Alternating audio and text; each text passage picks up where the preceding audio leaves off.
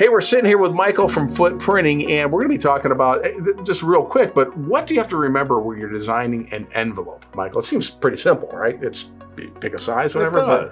It does. But things that seem simple, sometimes there can be traps. And well, it's still pretty simple. Yeah. So, the nice thing about nowadays, and at least at Foot Printing as well, is we have digital and offset ways to print your envelopes. So in the past, every envelope was always usually 2-color, and that was more a limitation of how they were printing envelopes at the time on these smaller offset presses that usually only had 2 fountains for ink, so you only could do 2 colors. Nowadays, fast forward, we have a digital envelope press, so we can print 4-color on things. So you can print your face on there, or a picture of your house, or whatever. Sky's the limit now. Yeah, sky's the limit. The only thing you still want to think about is, at least for us and with the digital printer that we have for the envelopes right now, we can't really go all the way off the edge, so you don't want to design it with bleed or with something going off the edge.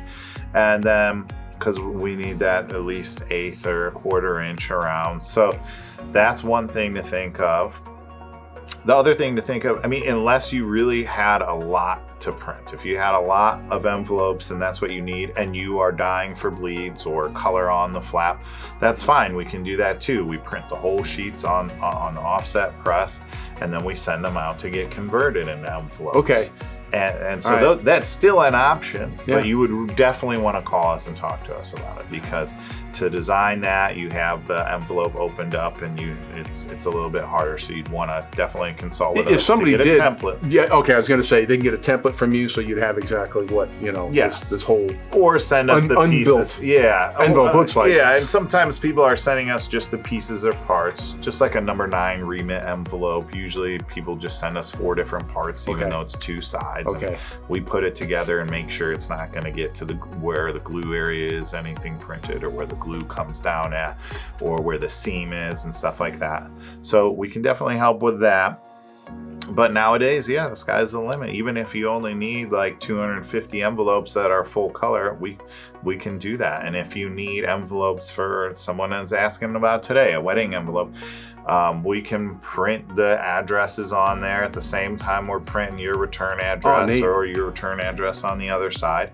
And then all you'd have to do is put a stamp on it, unless you wanted us to do it. And we'll put the stamp on it and throw it in the mail and do everything. Now, important question: do you use the stamp? Do stamps that just come off with their own sticky, or do you have the one you have to lick the stamps? Which you guys who's in charge? Just the sticky. Yeah, okay. If you had to send like 1,000 of those things, I don't even know if you make stamps you lick it. You did? You had to send 1,000 of those? That would be a stomach ache, man. So.